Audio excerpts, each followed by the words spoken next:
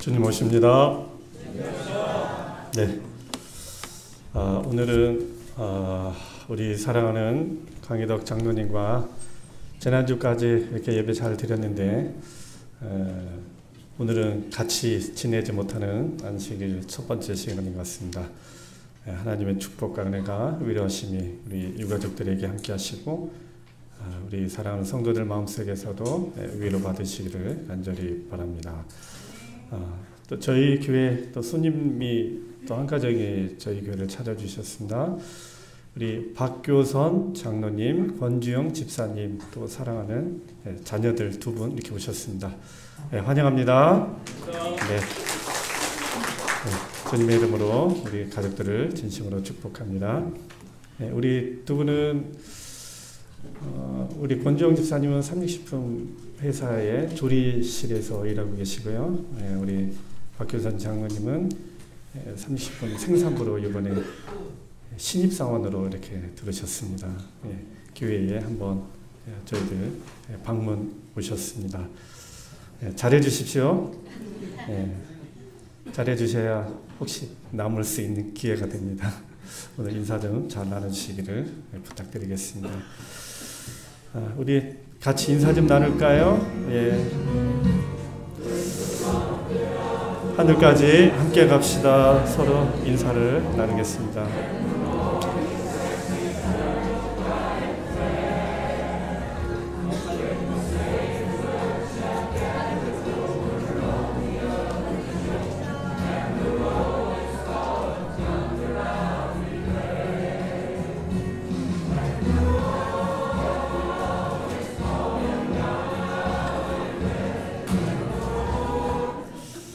네, 음악 참 좋죠? 네, 나중에 영상음악회 한번 할 기회가 있으면 제가 이거 잘 만들어 보겠습니다.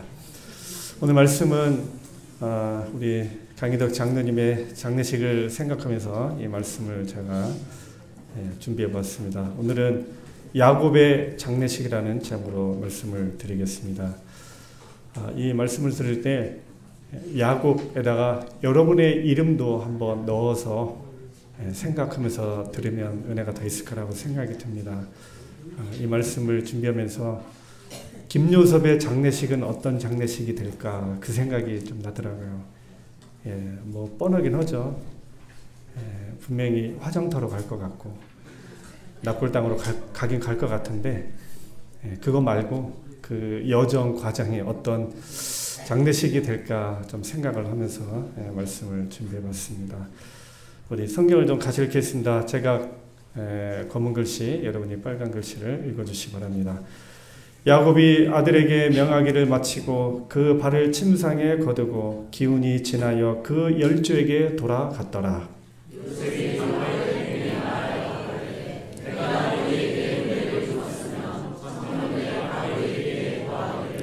우리 아버지가 나로 맹세하게 하여 이르되 내가 죽거든 가나안 땅에 내가 파서둔 묘실에 나를 장사하라 하였나니 나로 올라가서 아버지를 장사하게 하소서. 내가 다시 오리이다 하라 하였더니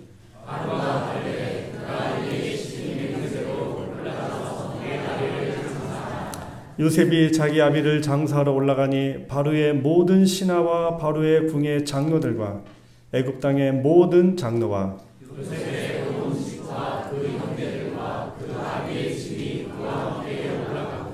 병거와 기병이 요셉을 따라 올라가니 그 때가 심히 컸더라.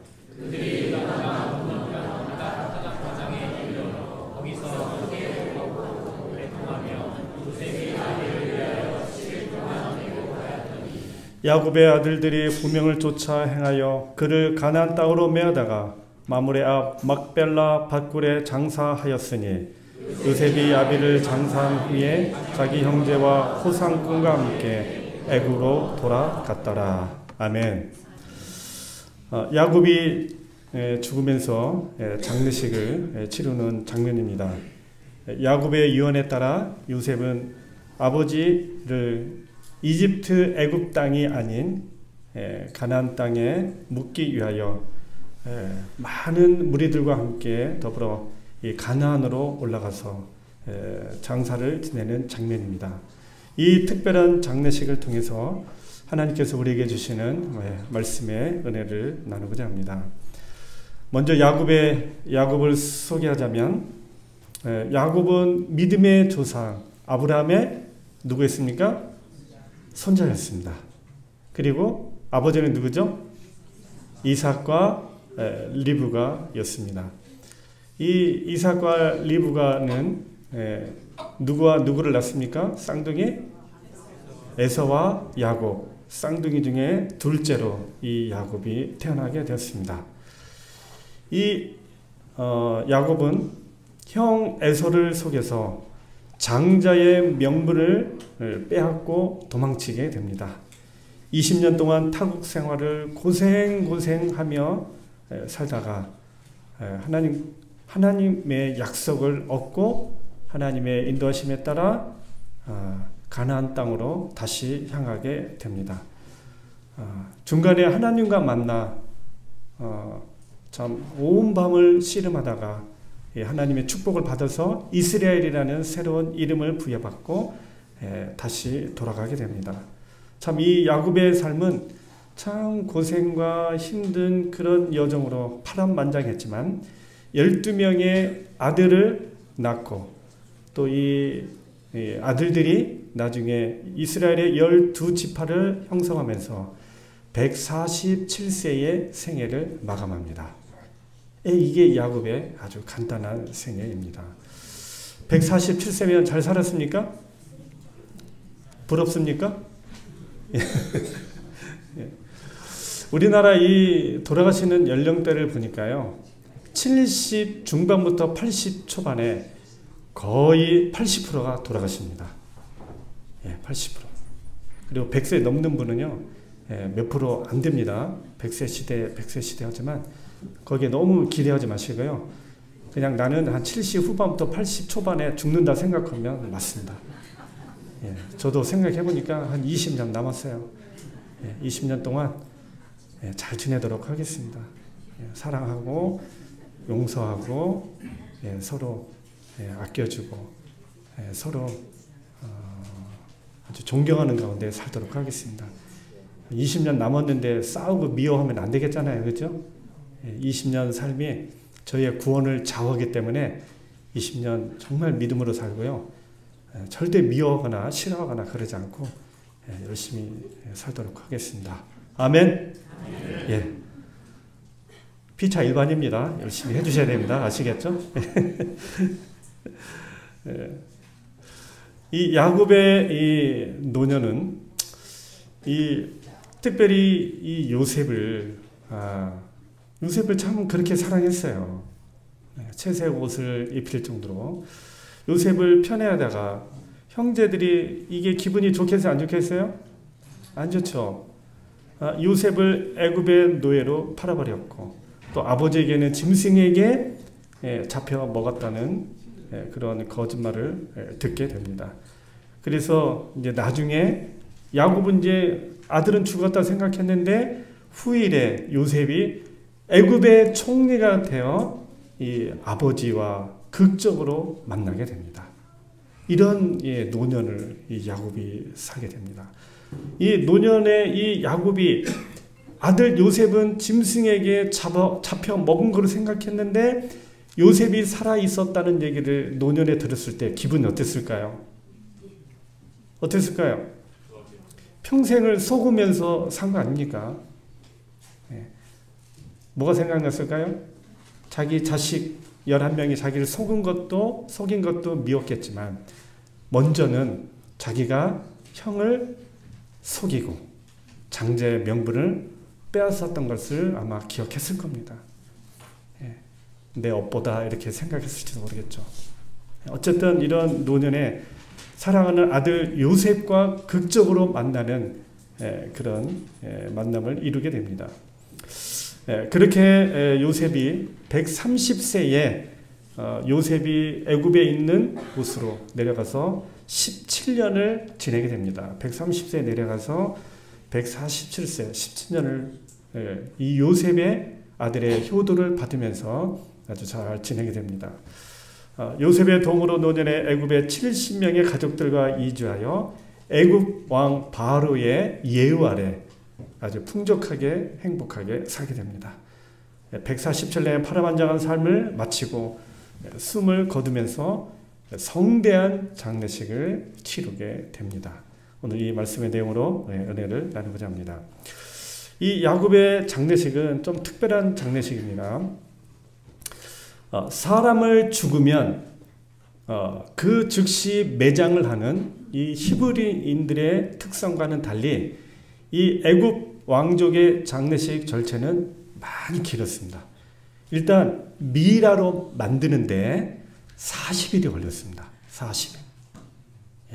그 미라 만드는 과정을 보면은요, 이 갈고리로 코 속에다 집어넣어 가지고 이 뇌를 다 빼낸다고 그래요, 먼저. 그래서 다 빼내고 또 이 뱃속에 있는 장기를 열어서 거기를 다 꺼내서 뭐 여러 가지 물질로 향 재료를 채워서 미라를 만들게 됩니다. 그래서 이제 이 미라로 만드는 이유는 뭐예요? 나중에 신이 내려와서 영원한 생명을 줄 때 그 몸이 보존돼 있어야 영원한 불멸의 몸을 입는다는 그런 신화로 인해서 이렇게 하는 과정이 있었습니다. 그래서 40일을 포함하여 70일 동안 아주 성대한 장례식이 치러졌습니다. 이 70일 동안 이 장례 기간 동안 애굽의 모든 사람들이 이 요셉의 아버지 야곱을 위하여 아주 애곡하는 그런 기간을 보내게 됩니다. 이 미라의 의미는요, 죽은 자에 대한 최고의 예우로 육체를 보존하여 부활과 영생에 이르도록 하는 바로 최고의 예우였습니다. 이게 아무나 미라를 만드는 것이 아닙니다. 이집트에 살았다고 아무나 미라를 만든 것이 아니라 이 왕족들, 이 바로의 가족들에게 미라를 만들게 했던 것입니다. 이 야곱의 장례식이 아주 특별한 이유가 있습니다. 야곱이 이 숨을 거두기 전에 이 브엘세바, 이 가나안 땅의 최남단이 이 브엘세바인데요.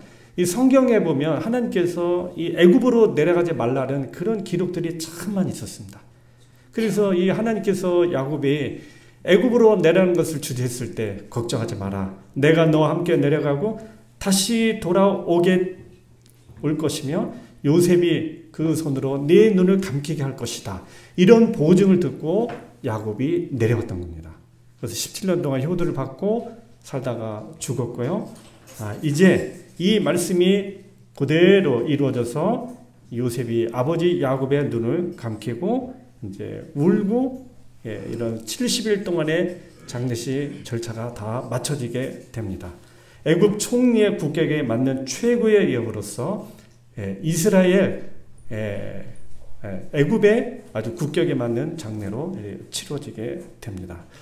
이 야곱의 장례식에 참 특별한 이유가 있는데요. 첫째는 아들 요셉 때문에 굉장히 크고 성대한 장례식이 열리게 됩니다. 진짜 이스라엘은 이 죽음은 굉장히 부정한 것이었습니다. 죄로 인하여 죽는 것이기 때문에 이스라엘은 사람이 죽으면 바로 그날 그냥 매장을 해버립니다. 우리는 며칠 걸립니까? 3일. 우리 강장로님은 4일 했고요. 또 옛날에 부잣집들은 며칠 했다고 그래요? 7일 했다고 그러죠? 7일장. 또 어느 얘기 들어보면 그 7일 안에 5일째 되는 날 깨어났다. 그런 얘기도 들어보셨습니까? 그런 얘기도 저 몇 번 들었어요. 죽었는데 벌떡 일어섰다. 뭐 그 얘기 들어서 깜짝 놀랐다. 그런 얘기를 제가 들은 적이 있습니다. 하여튼 이 이스라엘의 이 장례법과는 달리 아주 긴 장례식을 하게 됩니다. 이 아들 요셉 때문에 이 아버지가 아주 특별한 아주 화려한 그런 장례식이 치러지게 됩니다. 그 다음에 야곱의 장례식이 특별한 이유는 이 야곱의 이 선택한 장지가 가까운 곳이에요? 먼 곳이에요? 아주 먼 가나안 땅에 이 장지를 요구했기 때문에 이 두 가지 이유로 이 야곱의 장례식은 아주 특별하였습니다. 오늘 이 내용을 가지고 말씀의 은혜를 나누고자 합니다. 이 야곱의 장례식은 이 아들 요셉 때문에 매우 화려하고 장엄한 규모로 치루어집니다. 70일간의 공식 애도 기간과 더불어 이 가나안까지 이 장례 규모 행렬은 어마어마했습니다. 예, 애굽의 원로들과 정치인들과 가족들과 또 거기에 따르는 이 권사들의 행렬은 이 야곱의 이 장례식이 얼마나 큰 규모였는지 알 수 있는 것입니다. 그리고 애굽 고센 땅에서 이 헤브론까지의 이 거리는 정말 먼 거리입니다. 하루 이틀 거리가 아닙니다. 예. 요셉이 야곱이 이런 대접을 받을 수 있었던 것은 무엇이냐면 바로 요셉의 공로 때문이었습니다. 이 요셉은 7년간의 이집트의 국가적인 대흉년의 재난을 나라와 백성들을 구해낸 엄청난 지혜와 기지를 발휘해서 이 애굽 나라를 살려냅니다. 나라가 완전히 망할 뻔했죠. 그죠? 백성들이 다 굶어 죽을 뻔했습니다. 근데 요셉이 엄청난 지혜와 기지로 애굽 나라와 그 다음에 백성들을 살려낸 것입니다. 그리고 이 당시에는 이 개인들 지주들이 많았어요. 호주들이 많았어요. 그래서 이 중앙 집권 정치가 어려웠었는데 이 요셉이 어떤 기지를 발휘합니까? 쌀이 아니라 곡식이 떨어지자 백성들의 토지를 받습니다. 백성들의 이 짐승을 받고 가옥을 받고 이 곡식을 팔게 됩니다. 그래서 이 토지들을 이 왕에게로 애굽에 있는 모든 토지와 이런 땅들을 다 왕의 바로에게 귀속을 시켜버리는 겁니다. 그러니까 이 애굽 전체가 누구의 소유가 된 겁니까? 바로의 소유가 된 겁니다. 그렇기 때문에 이 중앙 집권적인 정치적 입지를 강화를 해주게 된 겁니다. 요셉은요, 이 바로 왕에게 있어서는 엄청난 공로자입니다. 안 그렇습니까? 이건 이 당시에 이렇게 할 수 있는 정치적 역량을 발휘할 수 있는 사람은 아무도 없었습니다. 요셉은 하여튼 대단한 인물입니다. 이런 요셉 이 총리로 말미암아 이 탁월한 공로로 백성의 존경을 얻고 왕의 신뢰를 받게 됩니다. 그래서 이 요셉의 이 공로는 이 애굽에 있어서는 어마어마한 것이었습니다. 그리고 요셉으로 인하여 70명의 자기 가족들이 몇 명으로 늘어납니까? 200만에서 300만 명의 대민족으로 형성이 되는 그런 역할을 하게 됩니다. 영웅입니다. 요셉은. 굉장한 영웅이죠. 예. 우리나라에도 뭐 이런 한 명 있었으면 아마 엄청난 그 대우를 받았을 것입니다. 그리고 요셉은 그의 생애가 참 그리스와 같은 삶을 살게 됩니다. 아버지의 사랑을 받았죠. 예수님도 하나님의 사랑하는 아들이셨고 또 이 요셉은 형제들의 미움을 받았습니다. 예수님도 역시 이 땅에 사는 동안 연고 없이 엄청난 미움을 종교 지도자들에게 받았습니다. 그리고 요셉은 형들의 과실을 일러바쳤고 또 예수님은 종교 지도자들의 악한 생각과 악한 행위들을 지적을 하셨습니다. 그리고 요셉을 보고 형들이 죽이기를 모여했던 것처럼 많은 정치, 종교 지도자들이 예수님을 죽이려고 또 의논하기도 했습니다. 유다 형이 요셉을 동생들이 죽이려고 했었을 때 죽이지 못하게 하고 요셉을 팔자고 제의를 합니다. 또 이처럼 예수님도 가룟 유다에 의해서 팔리게 됩니다. 그 외 요셉의 이 생애는요, 예수님의 생애를 표상하는 129가지의 그런 여러 가지 생애의 특징들이 나오게 됩니다. 참 요셉의 생애는 어떤 생애였습니까? 예수님처럼 예수님과 같은 생애를 산 존재가 바로 요셉입니다. 요셉의 생애를 성경 읽어보면 어떤 잘못, 어떤 허물이 나오지가 않아요. 참 이 창세기의 사이다라고 아주 시원한 청량 음료 같은 존재가 바로 요셉이었던 것입니다.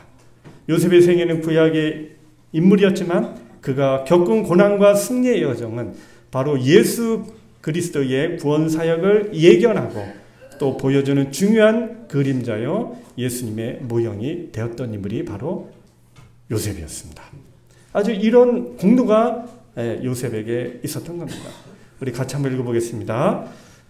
요셉의 생애는 그리스도의 생애를 대표한다. 요셉의 형제들을 움직여 그를 노예로 팔게 한 것은 시기심이었다. 저희들이 요셉이 저들보다 더 크게 되는 것을 막고자 하였다. 요셉이 애굽으로 옮겨졌을 때에 저들은 그의 꿈이 실현될 가능성을 모두 제거했으므로 이제 더 이상 그 꿈 때문에 번민할 필요가 없어졌다고 스스로 생각하였다. 그러나 하나님께서는 저들이 행한 일을 가지시고 저희가 방해하고자 계획한 바로 그 일을 실현시키셨다. 그와 같이 유대 제사장들과 장로들은 그리스도를 질투하고 그분께서 저들에게 백성의 관심을 끌어가지는 않을까 두려워하였다. 저들은 그분께서 왕이 되신 것을 방해하고자 그분을 죽였으나 이로 인하여 저들은 그분을 왕이 되시게 하는 결과를 가져왔다. 아멘. 요셉의 꿈을 막기 위하여 형들이 방해를 했지만 그것이 결국 뭐가 됐어요? 요셉을 더 총리로 만드는 기회가 됐고요. 이 종교 지도자들의 그 예수님을 십자가에 못 박는 일이 오히려 예수님을 세상의 구주로 왕으로 만드는 그런 사건이 되었던 것을 보게 됩니다. 이 요셉을 보면 누가 보이는 겁니까? 그리스도가 보이는 겁니다. 창세기가 그냥 죄의 역사로 참 안타깝게 흐르잖아요. 시작은 천지창조의 위대함에서 참 이 이스라엘의 역사가 초라져 갔을 때 요셉이 나타남으로 말미암아 애굽에서 엄청난 이 하나님의 구원의 역사를 이루는 장면을 보는데 바로 예수님이 그 모습을 가지셨던 것입니다. 요셉은 고난과 승리 속에 바로 그리스도의 고난과 승리를 보게 했고요. 이 요셉과 그리스도 이 두 분은 바로 구원의 빛으로 그 생애를 살았던 것입니다. 그래서 이 요셉의 이 엄청난 공로로 말미암아 이 야곱의 장례식이 정말 장대한 성대한 장례식이 되었던 겁니다. 그리스도의 공로 때문에 오늘 우리가 어떻게 되었습니까? 구원받는 하나님의 축복의 자녀가 되는 하나님의 귀한 사랑 속에 은혜 속에 살아가는 사람들이 된 것입니다. 요셉 때문에 아버지가 요셉 때문에 그의 백성들이 큰 복을 받은 것처럼 우리는 그리스도의 공로 때문에 오늘 우리는 하나님의 위대한 자녀로서 살게 된 것입니다. 그분께서는 그분을 영접하는 자들 위하여 중재하신다. 그분께서 그분의 공로를 힘입어 왕족의 일원이 즉 하늘 왕에게 왕의 자녀가 되는 권세를 주신다. 그리고 아버지께서는 그 피로 우리의 속전을 치르신 그리스도로 인해서 그리스도의 친구된 우리들을 하나님의 친구로 영접하고 환영함으로 당신의 무한하신 사랑을 나타내신다. 그분께서는 이루어진 속죄에 만족해 하신다. 그분께서는 아들의 성육신과 생애와 죽음과 중보를 통하여 영광을 받으신다. 아멘. 우리는 특별한 존재적 가치가 없습니다. 그렇죠? 예수님이 없다면, 예수님 안에 우리가 없다면 우리는 아무런 가치가 없는 사람들입니다.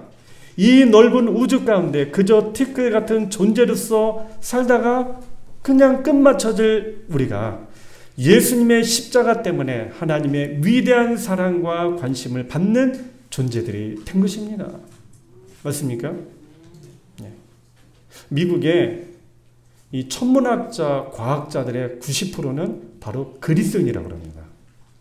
예수님을 안 믿던 사람들도 이 천문학 공부하면서 우주의 광활함과 우주의 신비 속에서 이 하나님의 위대하심을 발견해야 된다고 그래요.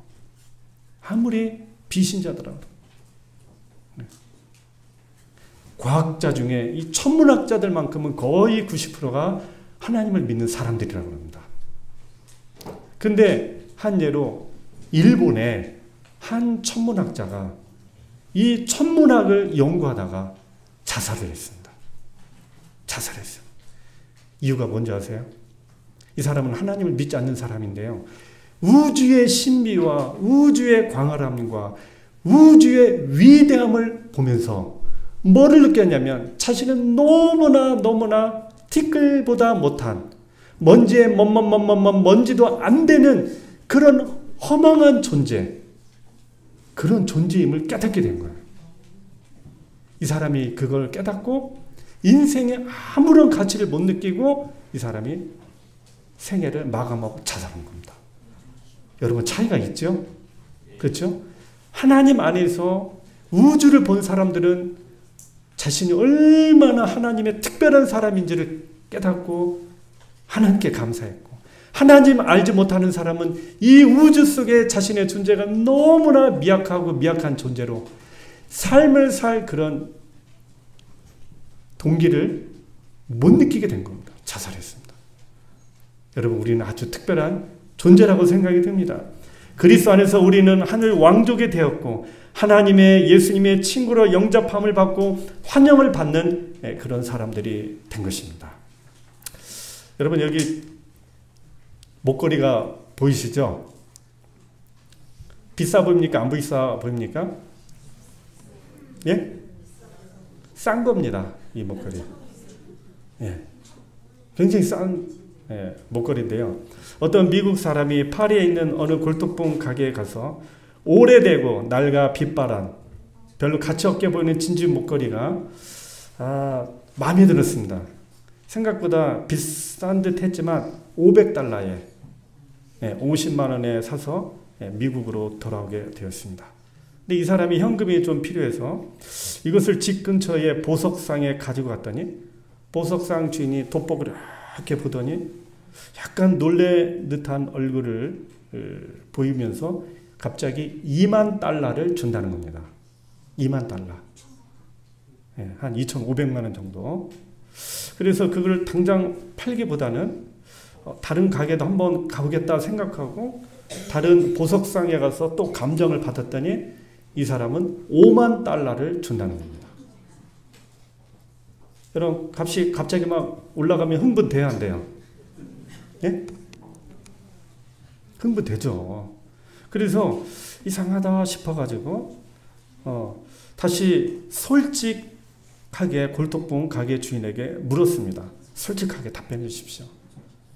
예. 어느 정도 가치가 있습니까? $50,000가 아니고요. 나중에 보니까 이게 $300,000 이상으로 올라가게 됩니다. 이 주인이 이렇게 말합니다. 이게 색깔이 다 바랜 진주 목걸이인데 왜 이렇게 값이 나갑니까? 이 사람이 물어보니까 이 골동품 가게 주인이 돋보기를 진주 목걸이에 들이대면서 자세히 쳐다보라고 했습니다. 그리고 거기에 깨알같이 작은 글씨가 적혀 있었는데 이거를 한번 읽어보라고 그랬습니다. 읽어봤더니 이런 말이 있는 겁니다.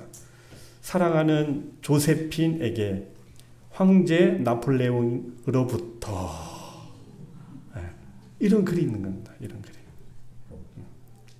이 글 하나 때문에, 그리고 그 옆에 나폴레옹의 친필 사인, 이 글씨 때문에, 사인 때문에 이 $500짜리가 무려 $300,000가 된 것입니다.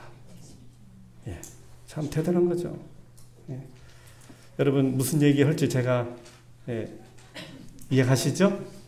예? 여러분, 우리는 아무것도 아니에요. 우리가 화장터 가서 나오면 진짜 한 줌의 죄입니다.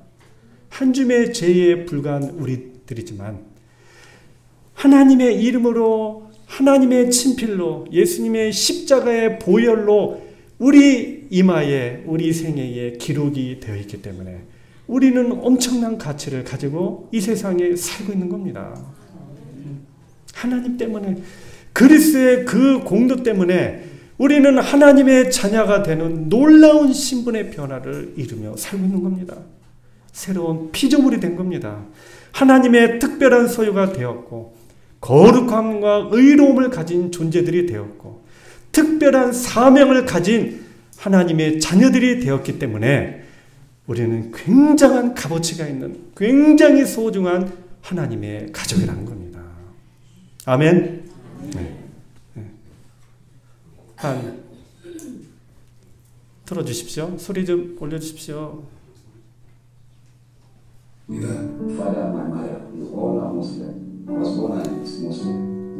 한 무슬림 청각 장애인이 약을 구하기 위하여 시장에 갔다가 약을 구하지 못했습니다.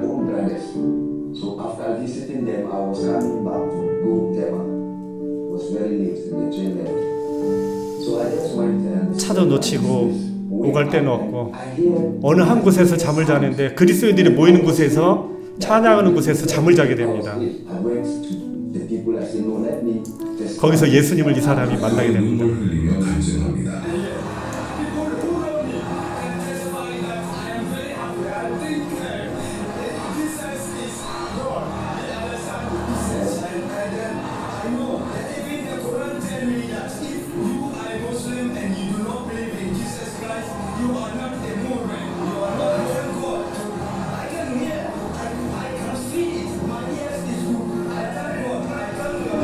고치신 주님께 감사하며 그의 신앙과 삶을 위해 기도합니다. 네, 너무 좀 빨랐죠? 예, 너무 빨랐죠? 이 사람이 청각장애인으로서 무슬림 믿는 이 아랍 사람이었는데 이 사람이 약을 구하다가 돈도 다 탕진하고 더 이상 오갈 데 없는 이 상황에 잠을 잘 곳도 없어서 그냥 어느 곳에서 잠을 잤는데 그리스도인들이 찬양하고 말씀을 듣고 이 복음을 전하는 곳에서 가까운 데서 잠을 자게 된 거예요. 예, 뭐 듣지 못하는 건데 잠을 잤는데 문득 깼는데 소리가 들리는 거예요. 소리가. 찬양하는 소리, 예수님의 복음에 가는 소리, 하나님을 높이는 그 찬양 소리에 자기도 신기해가지고 깬 거예요. 소리를 전혀 못 따가. 거기서 이 사람이 기적적으로 예수님을 만나가지고 이분이 지금 간증하는 내용인 것입니다. 그리스도 때문에 내가 진정한 하나님의 백성이 됐다고 이렇게 간증하는 모습인 것입니다. 여러분, 오늘 우리는 그리스도 때문에 이렇게 특별한 하나님의 자녀가 된 것입니다. 아멘. 예. 그리스도 때문에 우리 사랑하는 강희덕 장로님께서 정말 믿음의 귀한 생애를 살 수 있었던 겁니다. 저도 그리스도가 아니었다면 오늘 이 자리에 있었겠습니까? 우리는 우리 죄된 자를 그분께 바치고 그분을 우리의 구주로 받아들일 수 있다. 그러면 우리는 예수님 때문에 의로운 사람으로 간주된다. 그리스도의 품성이 우리의 품성이 대신하게 될 것이다. 우리는 마치 죄를 짓지 않은 것처럼 하나님 앞에 받아들여진다. 아멘. 예수님 때문에 우리는 의로운 사람들이 될 수 있고 예수님 때문에 하나님 앞에 받아들여지는 귀한 존재들이 될 수 있다는 겁니다. 여러분, 제가 어느 날 자다가 내가 죽으면 어떻게 될지 그런 생각이 들었습니다. 어떻게 될지? 아유, 우리 집사람은 과부가 되겠구나 생각이 들고 아들은 장가 가서 살면 되겠고 딸은 시집 가서 살면 되겠고 네, 뭐 얼마 안 되는 거지만 다 나눠 가지겠구나 그 생각이 들면서 혼자 죽는 게 억울하네 뭐 그런 생각이 드는 겁니다. 내가 죽는다고 누가 아무도 안 알아줄 것 같아요. 내가 죽는다고 세상이 슬퍼하거나 세상이 뭐 갑자기 뭐 안 되는 것도 아니고 자녀들도 뭐 그냥 조금 슬퍼하다가 그냥 잘 살 테고 보니까 죽는 건 누구만 억울해요? 나만 억울할 것 같아요. 보니까 여러분, 우리 죽으면 아무것도 아닙니다. 네, 정말 티끌 같은 존재입니다. 이런 아무것도 아닌 먼지만도 못한 티끌 같은 우리를 하나님의 거룩한 백성으로 하나님의 거룩한 자녀로 삼으셔서 저 영원한 하늘나라에서 영원히 살 수 있는 하나님의 가족으로 받아주시는 것 여러분 감사하지 않습니까? 이게 바로 예수님 때문에 가능한 일이라는 겁니다. 두 번째로 야곱이 특별한 이 장례식이 특별한 이유는 바로 장지 때문에 그렇습니다. 아주 먼 곳으로 가게 됩니다. 애굽에서 장제를 찾았더라면 아름다운 땅과 이 국가적인 이 묘소를 만들어 주었을 테고 아주 그냥 많은 사람들에게 아주 기념이 될 만한 그런 장지를 만들어 줬을 텐데, 이 가나안 땅 헤브론의 이 장지는 어떤 곳입니까? 초라한 굴에 불과했습니다. 동굴에 그냥 어디 있는지도 모를, 나중에 찾지도 못하고 뭐 가보지도 못할 그 굴에 그냥 안치되는 초라한 굴이 되는 겁니다. 여러분은 어디다 묻히고 싶으세요? 만약에 묻힌다면? 응?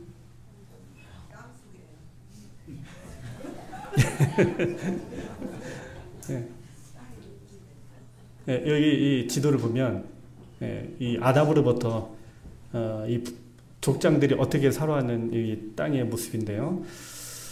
이 요셉이 이 아버지 이 시신을 모시고 이렇게 이동을, 먼 거리를 이동하게 됩니다. 이 야곱은 애굽의 화려한 그런 장지보다 어디로 가고 싶은 거예요? 약속의 땅, 하나님의 언약의 땅. 자기 어머니와 아버지 계시는 그곳에 자기의 몸을 의탁하면서 하나님의 구원을 바라보게 되는 것입니다. 여러분, 우리도 그래야 되겠습니까? 언젠가는 한 줌의 흙으로 돌아가고 땅속에 낙골당에 우리가 묻혀지지만, 예수님 오실 때 일어나라 깨어나라는 그 예수님의 음성을 듣고 우리가 부활한다면 얼마나 영광스럽고 얼마나 귀하겠습니까? 그날이 빨리 왔으면 좋겠습니다. 이 가나안과 헤브론은 약속과 언약의 땅입니다. 바로 하나님의 약속을, 구원의 언약을 기억했던 것입니다. 이 야곱의 장제는 하나님과의 약속을 상징하는 약속의 땅에 묻히고자 하는 것이 염원이었고, 또 이쪽으로 돌아가고 싶었고, 또 자기의 후손들이 자신의 그 언약의 땅에다가 무덤으로 인하여 자신의 후손들이 이 언약의 땅을 다시 한번 회고하고 언약의 땅을 다시 바라보고 우리가 언젠가는 돌아가야 할 땅이 바로 이 땅임을 이 후손들이 기억하기를 바라는 마음으로 이곳을 선택했다는 겁니다. 야곱은 400년 후면 자기 자손들이 다시 가나안 땅으로 갈 것을 믿었습니다. 야곱은 400년 후 아주 까마득한 미래이지만 하나님의 약속의 땅을 바라보면서 자기 장례식이 어디로? 가나안 땅을 향하여 갈 때에 우리는 언젠가는 400년 후에는 다시 이 땅으로 돌아올 것을 이 자녀들이, 후손들이 기억하기를 바라는 마음을 가졌던 겁니다. 야곱은요, 이 장례식의 어마어마한 행렬을 어디로 인도하는 거예요? 가나안 땅으로 인도하는 것입니다. 사랑하는 여러분, 오늘 우리의 삶이, 우리의 가족들을, 우리의 자녀들을 저 약속의 하늘 가나안으로 옮기는 여정길을 보여주는 우리 사랑하는 성도들이 되어주시기를 간절히 바랍니다. 우리 강희덕 장로님은 이런 삶을 사셨습니다. 우리에게 이걸 보여주신 분입니다. 야곱의 믿음은 놀라운 믿음이었습니다. 자기 자손을 하나님의 약속의 땅으로 미리 예행 연습을 하고 있었던 겁니다. 야곱의 장례식이 복된 것은 화려하고 웅장한 어마어마한 대규모의 장례식 행렬이 아니라 바로 하늘 본향의 여정을 보여주는 장례식이었기 때문에 아주 특별한 장례식이었던 것입니다. 자손들에게 하나님의 약속을 믿게 하고 하나님의 언약을 늘 기억하며 살도록 이 야곱이 이 자손들에게, 후손들에게 믿음을 불어 넣어주는 것이었습니다. 우리 강희덕 장로님은 중학교 때 재림신앙을 받아들이셨습니다. 이 재림신앙 때문에 집에서 쫓겨났고 잘 곳이 없어서 길거리에서 주무셨다는 얘기를 들었습니다. 그 어려움과 고난 중에서도 신앙을 한 번도 면하지 않으시고 참 장로로서, 믿음의 아버지로서, 가정으로서 생애를 열심히 사셨습니다. 참으로 삶의 열정을 가지신 분이셨습니다. 정말 성실하셨습니다.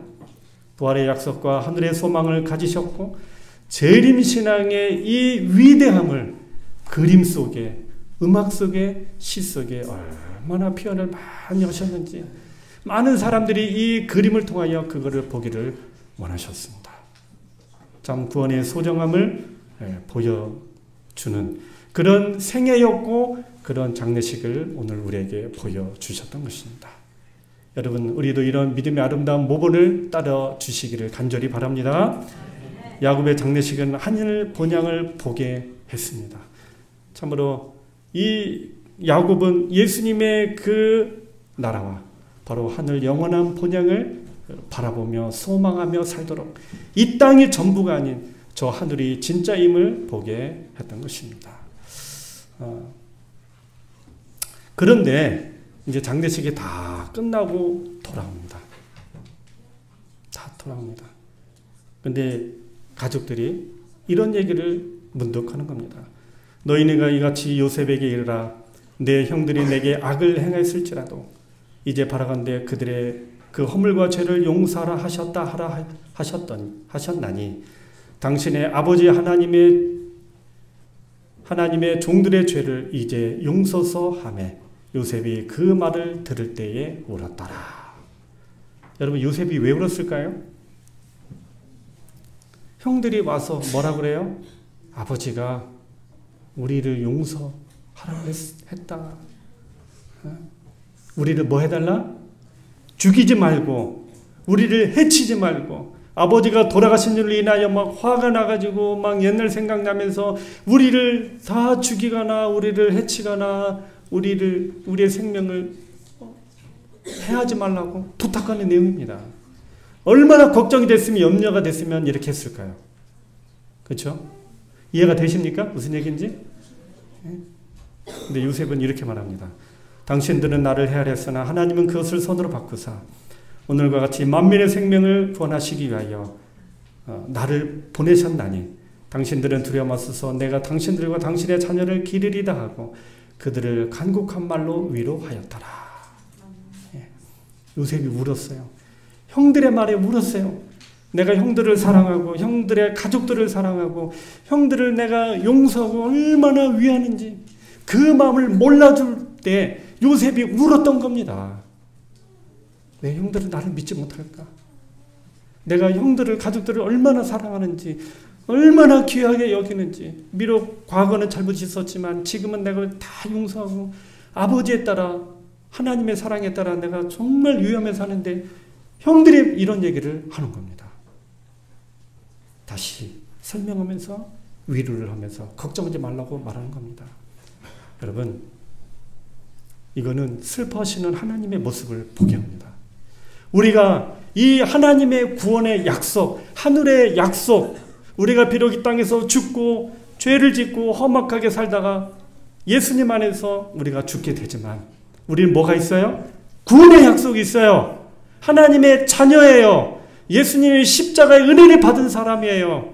하나님의 그 엄청난 사랑과 예수님의 그 어마어마한 희생을 통하여 구원받았는데 죄의 용서를 받았는데 하나님의 자녀가 됐는데도 불구하고 여전히 믿지 못하고 여전히 죄의 용서를 의심하고 하나님의 사랑을 오해하고 나는 구원 받을까 못 받을까 괴로워하고 좌절하는 모습을 우리 하나님이 보실 때 하나님이 슬퍼하신다는 겁니다. 우리가 그리스도의 중보를 거절할 때 하나님의 은혜와 자비를 거절하고 돌이킬 때 하나님의 자녀의 놀라운 특권을 포기할 때 우리 하나님은 매우 슬퍼하신다는 겁니다. 여러분, 하나님의 구원을 받아들이시겠습니까? 하나님의 용서와 사랑을 받아들이시겠습니까?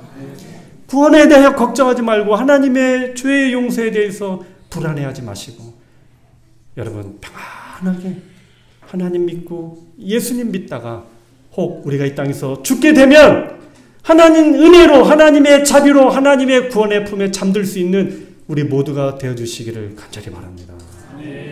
오늘 말씀을 드립니다. 우리는 예수님 때문에 의롭게 되었습니다. 하나님의 자녀가 되었습니다. 우리는 매우 특별한 사람들이 된 것입니다. 이 특권을 포기하지 않게 되기를 간절히 바랍니다.